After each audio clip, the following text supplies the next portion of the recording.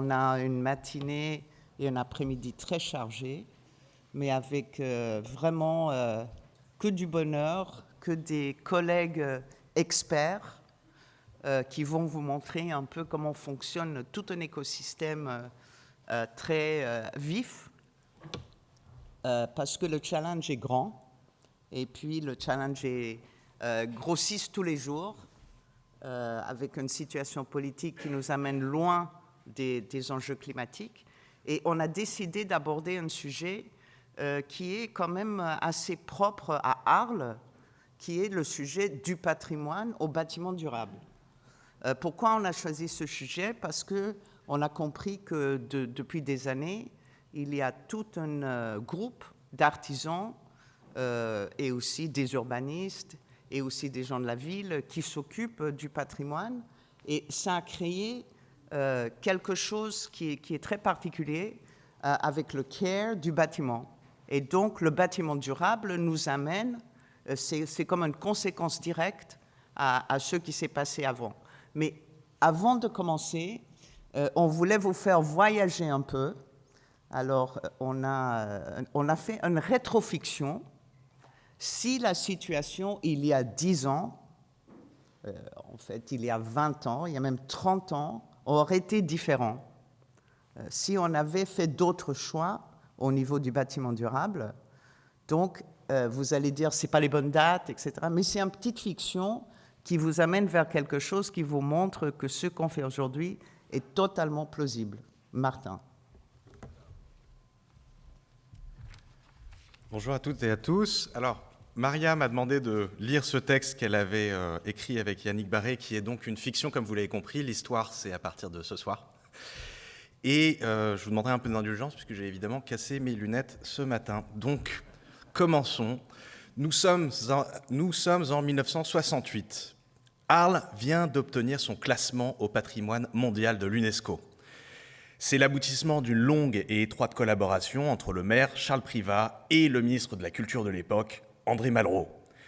Cette inscription marque un véritable tournant qui ouvre une ère nouvelle pour la ville. 1968, c'est aussi l'année où l'astronaute Bill Anders, d'Apollo 8, prend la célèbre photographie Earthrise, qui montre la Terre depuis la Lune et évoque l'idée d'une planète partagée par tous. Nous aurons l'occasion d'en reparler. La dynamique patrimoniale s'accélère vraiment à partir de 1982 avec la signature du plan patrimoine antique entre le ministre de la Culture, Jack Lang, et le nouveau maire, Jacques Perrot. C'est un programme ambitieux, doté de 150 millions de francs, permettant de restaurer les monuments emblématiques d'Arles, que ce soit les arènes, le théâtre antique, les cryptoportiques. Il incarne une réponse forte de l'État à la désindustrialisation du territoire survenue à la fin des années 70. Ainsi, la culture devient un levier assumé de reconversion économique. Le pôle industriel, culturel et patrimoine est alors créé. Au même moment, une autre vision s'épanouit en Camargue, avec le naturaliste et mécène Luc Hoffmann. Ce dernier œuvre depuis le début des années 50 à la préservation de la zone humide, indispensable à l'équilibre écologique dans le delta du Rhône. En 82, sa rencontre avec le président François Mitterrand à la Tour du Valat donne naissance au premier parc national des zones humides, qui lancera quelques années plus tard le classement de la Camargue au patrimoine mondial de l'humanité.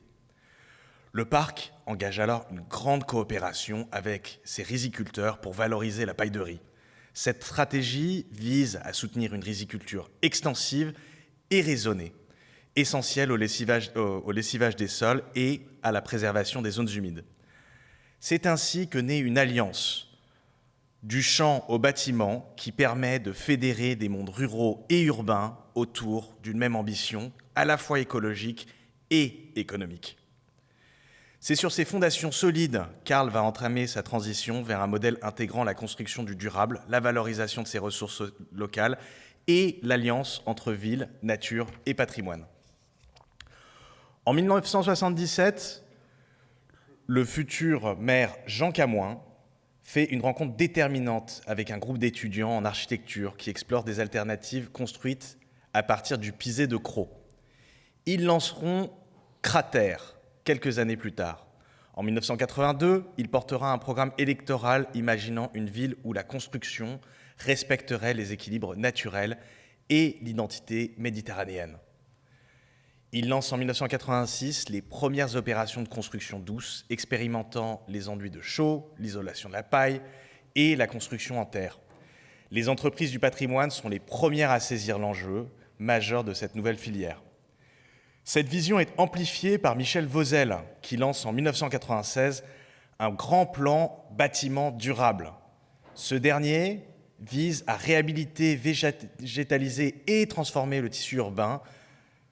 Président de région, il crée le référentiel bâtiment durable méditerranéen. Cette politique est poursuivie par Hervé Schiavetti, qui met en place une stratégie de développement économique autour de la construction durable, avec la Chambre de commerce et d'industrie, la Chambre d'agriculture, la CAPEB et la Fédération du bâtiment. Le nouveau pôle industrie du patrimoine et du bâtiment durable, créé en 2007, fédère les membres de l'ancien pôle industrie et culturel et patrimoine et les nouveaux acteurs de la construction durable dans une logique d'alliance. C'est un cluster qui réunit entreprises, chercheurs, bureaux d'études, architectes et organismes de formation. Tous réunis autour des enjeux de la construction bas carbone, biosourciée et territorialisée. Il devient un acteur clé de l'innovation territoriale, en bref. Un outil réglementaire innovant, le plan territorial de transition constructive, est adopté en 2011 et fusionne avec le PSMV. Il s'impose définitivement dans le centre ancien l'usage de matériaux écologiques compatibles avec le bâti historique tout en exigeant une haute performance énergétique. En parallèle, la ville d'Arles, la CCM et la chambre consulaire des acteurs de l'emploi déploient un vaste programme de formation. Des chantiers écoles fleurissent en lien avec le CFA. Les bureaux de contrôle collaborent avec les artisans et les architectes pour formaliser de nouvelles solutions constructives innovantes. À partir de ces travaux, l'ADEME et le CEREMA encouragent l'utilisation massive de la terre crue et de la paille avec publication des références des ouvrages de paille et terre de grande hauteur. De son côté, Maya Hoffman et l'atelier Luma inaugurent en 2021 le magasin électrique. Ce dernier, dans lequel nous situons, est réhabilité pour accueillir l'atelier de recherche en design social de Luma Arles dédié aux ressources locales. Ce lieu devient l'outil de recherche d'un écosystème engagé de longue date sur le territoire. Atelier Luma apporte alors une nouvelle manière de penser l'innovation territoriale à la croisée de la recherche, de l'art, de l'architecture et de la biomatérialité. Quelques mois plus tard, le plan de transition juste du pays d'Arles d'un montant exceptionnel de 300 millions d'euros est officiellement signé par le maire Patrick de Carolis et le Premier ministre Jean Castex.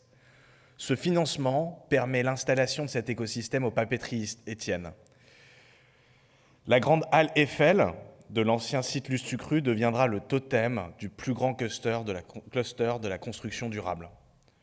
Devenu d'intérêt national, le pôle porte des programmes Interreg et Horizon Europe de l'innovation constructive durable en climat méditerranéen. Ce plan vise la rénovation durable biosourcée et géosourcée des logements sociaux et les équipements publics du pays d'Arles.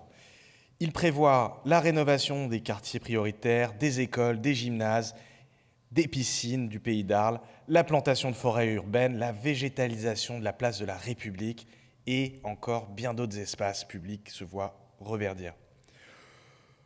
Soumise au nouveau cahier des charges de la construction du pays d'Arles, la rénovation du logement social contribue à la mise en œuvre d'une nouvelle esthétique du bâtiment durable méditerranéen. Les promoteurs développent des opérations quartiers durables exemplaires avec des objectifs de neutralité carbone et d'économie circulaire.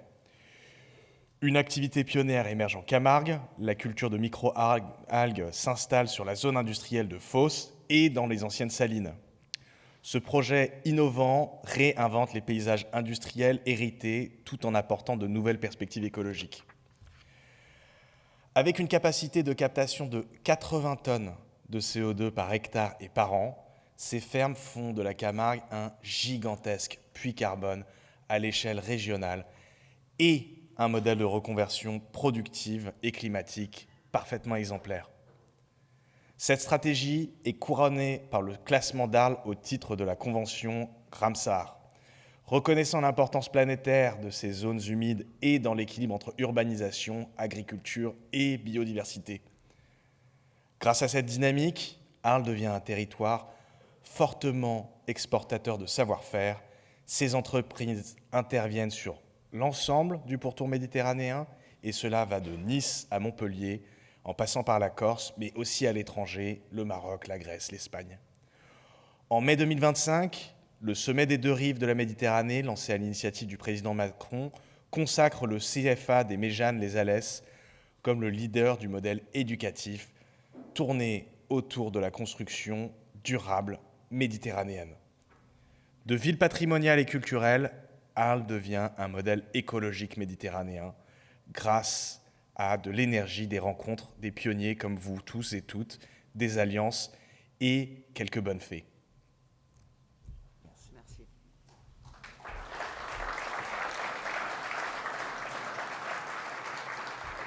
Donc, pour beaucoup de vous qui œuvrent tous les jours dans ces domaines, dans cette ville, vous voyez qu'on est quand même...